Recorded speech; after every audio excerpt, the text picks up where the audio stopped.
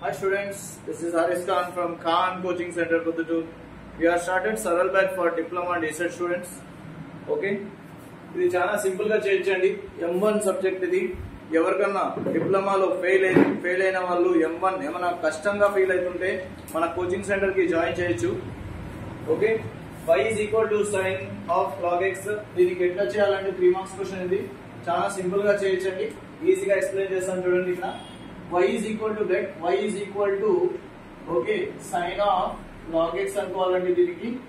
Okay, ఆ తర్వాత let log x is equal to t అనుకోండి. ఇక్కడ clear right. This is equation 1 అనుకోండి.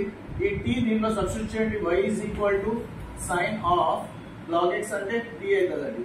ఓకే, దీనికి ఈక్వేషన్ 2 అనుకోండి. ఆ తర్వాత దీనికి ఈక్వేషన్ 1 కి apply derivation on both sides. Apply derivation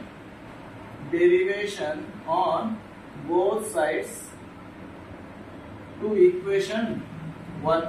okay, with respect to x. Then ఏమంటదండి, d by dx of t that is equal to d by dx of log x. Clear? dt by dx is equal to d by dx of log x అంటే 1 by x అవుతుంది. Okay, this is equation 3. ఆ తర్వాత మనము same apply derivation on both sides. Equation 2 apply derivation on both sides, equation 2 with respect to t. ఇక్కడ t తో చేయాలండి. అప్పుడు చేసేటప్పుడు మనము dy by dt is equal to okay d by dt of sin t అవుతుందండి. ఇక్కడ sin t అంటే cos t అవుతుంది. ఇది ఈక్వేషన్ 4 అనుకుంటాము. therefore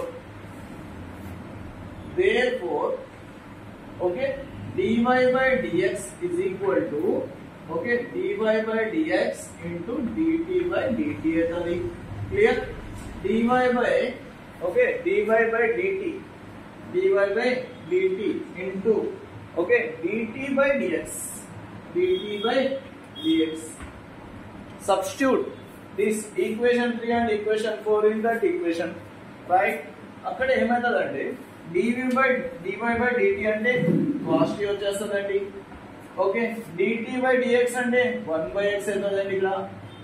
ఇక్కడ డైరెక్ట్ గా మనం రాస్తే cos t by x అవుతుంది. cos t అంటే మనము ఏం తీసుకున్నామండి, log x తీసుకున్నాము. log x తీసుకున్నాము by x. అర్థమైందండి?